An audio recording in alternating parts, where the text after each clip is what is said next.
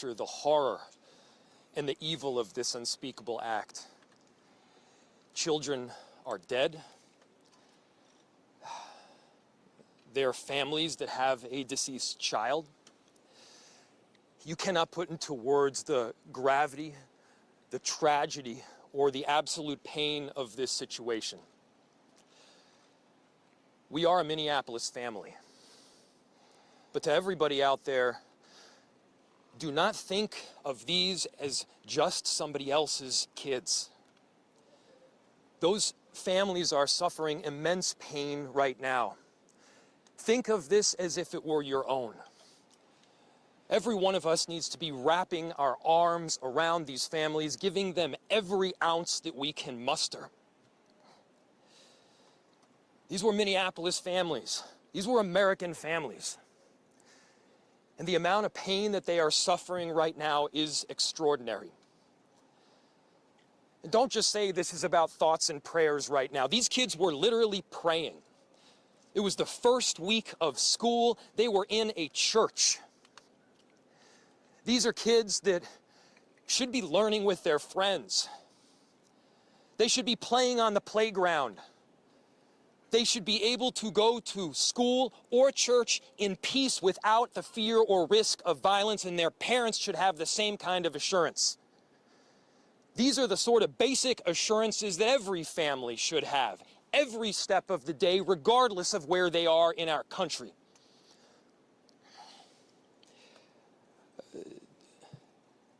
I'm so deeply saddened, and I'm so sorry to the families that I know are suffering right now. My ask is to everyone, stand by them. Love them. These families have forever been changed, and we've all been changed with them.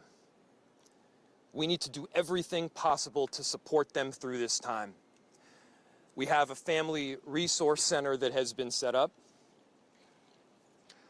I'm grateful for all of the law enforcement agencies from a number of different jurisdictions, all the different departmental support that we've received. They're going to be working tirelessly. There's also a family resource center that is being set up as we speak to make sure that we're there for everybody. Again, to the families that are suffering, to those that have experienced loss, I'm so deeply sorry. We're going to be with you every step of the way. We love you. This kind of act of evil should never happen, and it happens far too often. The chief will provide additional details. My name is Brian O'Hara, B-R-I-A-N, O''H-A-R-A. I am the Minneapolis Police Chief. Earlier today, just before 8:30 a.m., our city experienced an unthinkable tragedy. Minneapolis police officers responded to a report of a shooting at a mass that was happening at the Annunciation Roman Catholic Church on the block behind me. This worship service was marking the first week of school for children that are attending the Annunciation Catholic School. During the Mass, a gunman approached on the outside, on the side of the building, and began firing a rifle through the church windows towards the children sitting in the pews at the Mass. Shooting through the windows, he struck children and worshipers that were inside the building. The shooter was armed with a rifle, a shotgun, and a pistol. This was a deliberate act of violence against innocent children and other people worshiping. The sheer cruelty and cowardice of firing into a church full of children is absolutely incomprehensible. Police officers from the Minneapolis Police Department immediately responded, entered the church, and attempted to provide first aid and rescue some of the children that were hiding throughout the building, while other first responders came and EMS responded to rush victims to nearby hospitals. 2 young children, ages 8 and 10, were killed where they sat in the pews. Their parents have been notified. 17 other people were injured, 14 of them being children. 2 of those children are in critical condition. The coward who fired these shots ultimately took his own life in the rear of the church. Our hearts are broken for the families who have lost their children, for these young lives that are now fighting to recover, and for our entire community that has been so deeply traumatized by this senseless attack. We will stand together to protect our children, our schools, and our houses of worship. This deliberate act of violence is just a sign of cruelty that is beyond comprehension. Our hearts are broken for everyone that's been affected by this tragedy. As we begin the difficult path of healing, I want the community to know this, that even in the face of such evil, the Minneapolis Police Department and all of our law enforcement partners stand with our community. We stand with these families and with this parish. We will continue to be here for you. With that, the investigation is obviously in its preliminary stages, and I will attempt to take some questions to provide further information. Chief, what can you tell us about the suspect in this case? How old was he? Any kind of motivation? Any notes or any other information you might have left behind? So we were looking, the question was, what can be said about the shooter? We believe it is one suspect, a sole shooter. We believe he is deceased. He is in his early 20s, does not have an extensive known criminal history. And we are looking through information left behind to try and determine some type of motive. Yeah. Chief, do we know if they were former students? Do you have about? How many children? There were, I don't have an exact, the question was how many children at the school. There were dozens of children inside the mass at the time. I don't have an exact count. The children have been relocated into the school, which is where their families are reunifying with them. Chief, do we know if the shooter Other than the weapons, what was the a shooter a behind? student, former student? Was he a former employee? Do we know that? The question was, do we know if the shooter was a former school employee or a former student? We don't have that information. Did he leave anything behind other than the weapon? Either like a note? There's a vehicle. The question was anything left behind? There's a vehicle that we believe that the suspect used that is being searched, and we will be conducting other searches related to this. And what was that vehicle and where was it parked? Inside the parking lot here. There Yep.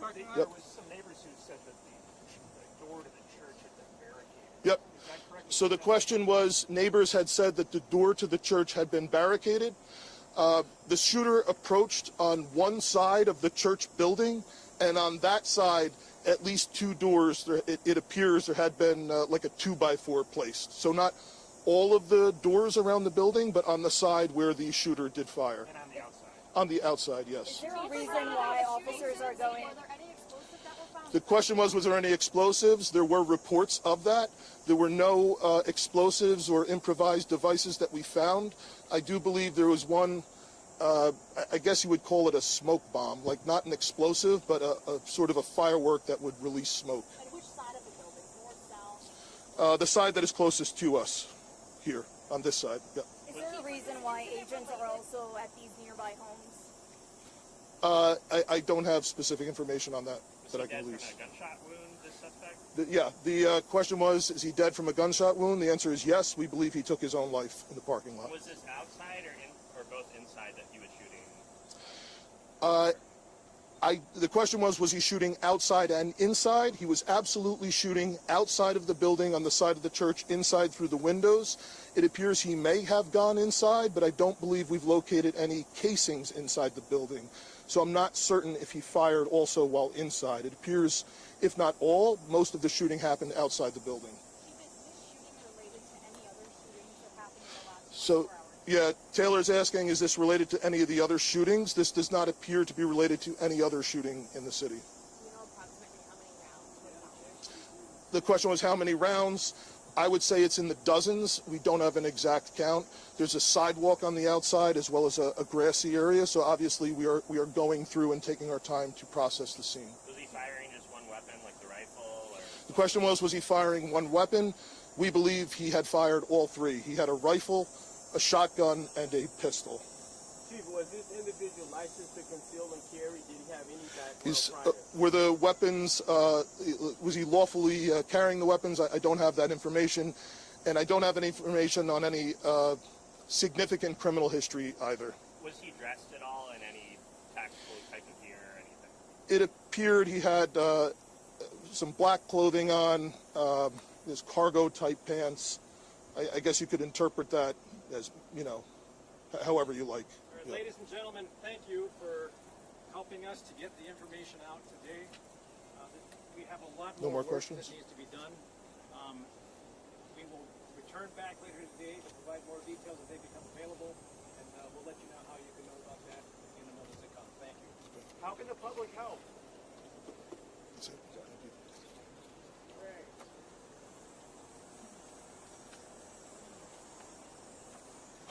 Once again, folks, if you have further inquiries you want to send via email, communications@minneapolismn.gov. Thanks.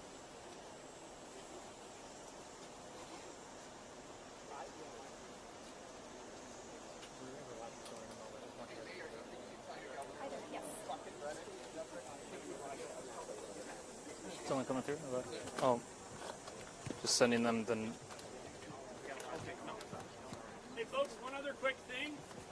If you want to be absolutely sure to be notified of the next press avail, please send an email again to communications@minneapolismn.gov just to make sure, triple sure you're on all the lists. Okay? Thank you.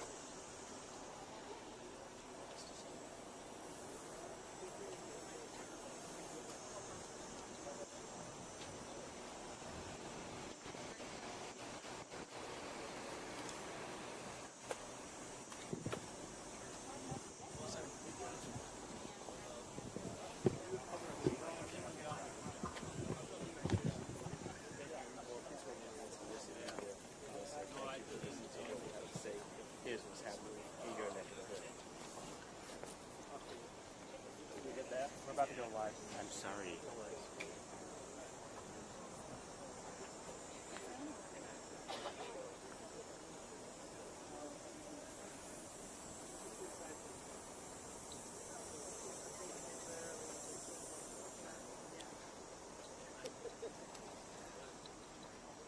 Song the children were singing after they left the chapel.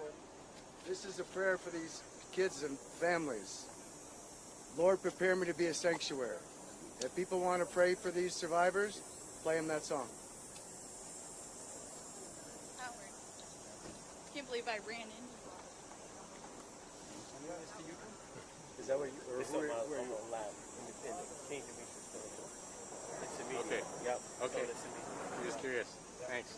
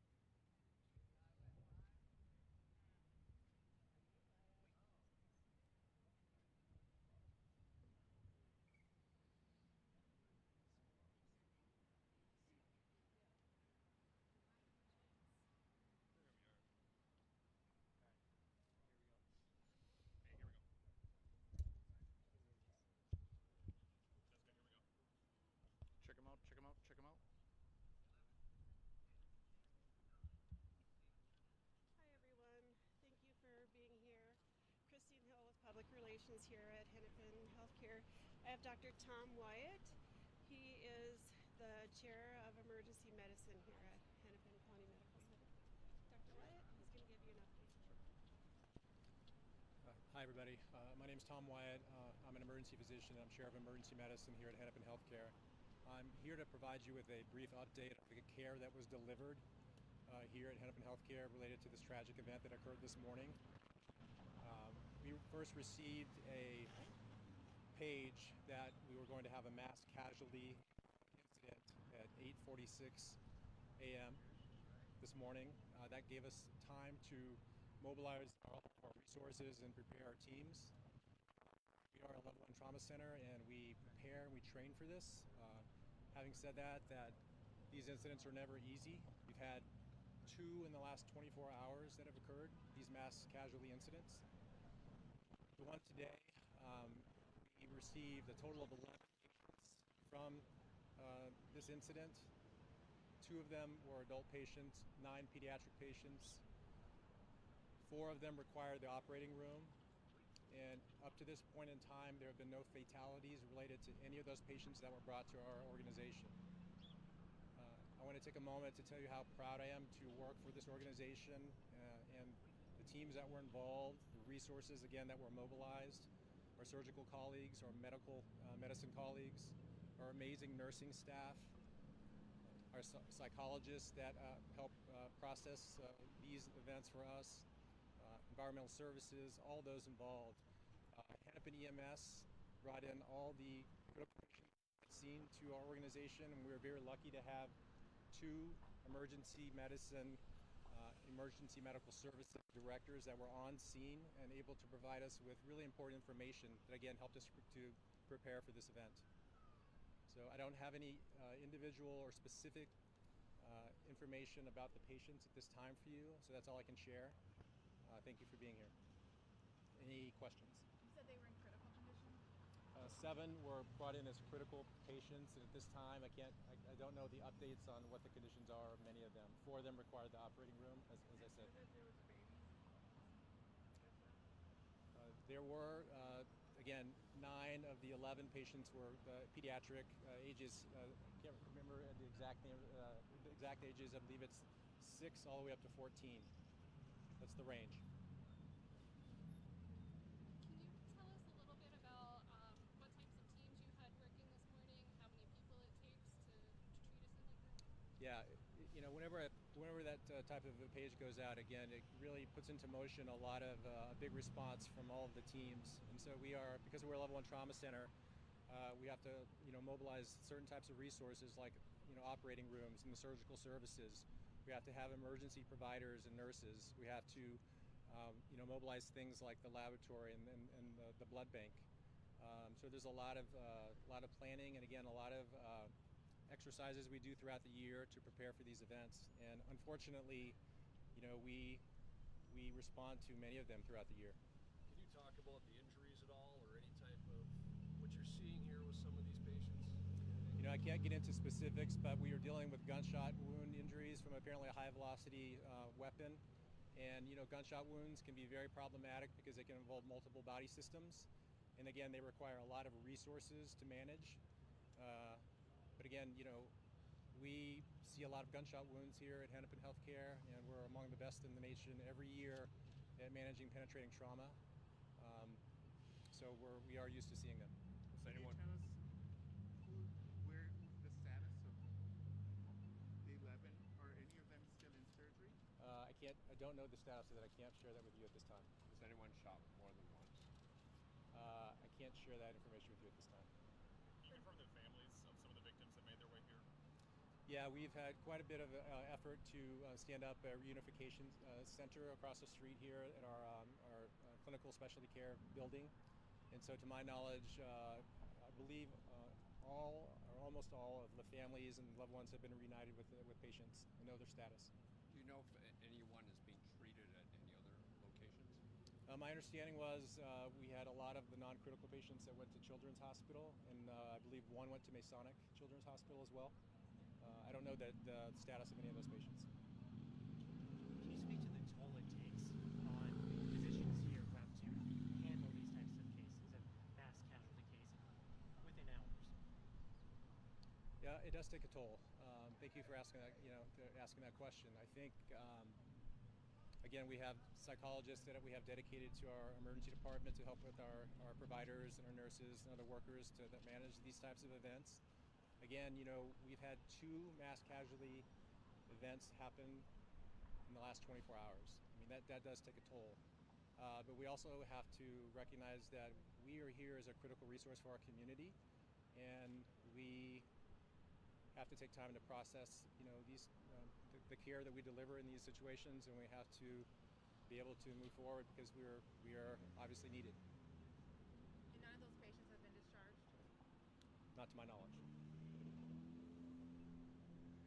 You said there were 11 total, and 9 of them were pediatrics ages 6 to 14, but 7 were in critical condition. Are all of those that are pediatric, those 6 to 14, are all of those in critical condition, or are the ones that are older also in critical condition? I don't want to misspeak here. I believe that all of the pediatric patients were the ones that were in the critical condition. Yes. Did I get my numbers right? In saying that You did. You did. Can you give us your specific title one more time, Doctor? It's Thomas Wyatt. Yeah, Chair of Emergency Medicine at Hennepin Healthcare. Thank you. Thank you.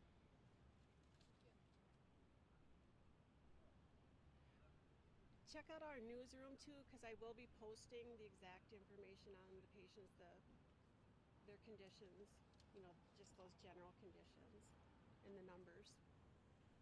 The Hennepin Healthcare Newsroom. Thanks for coming. Do you anticipate any other updates later in the day? I'm hoping to give another update later. Just again, general conditions. Thank you, everyone.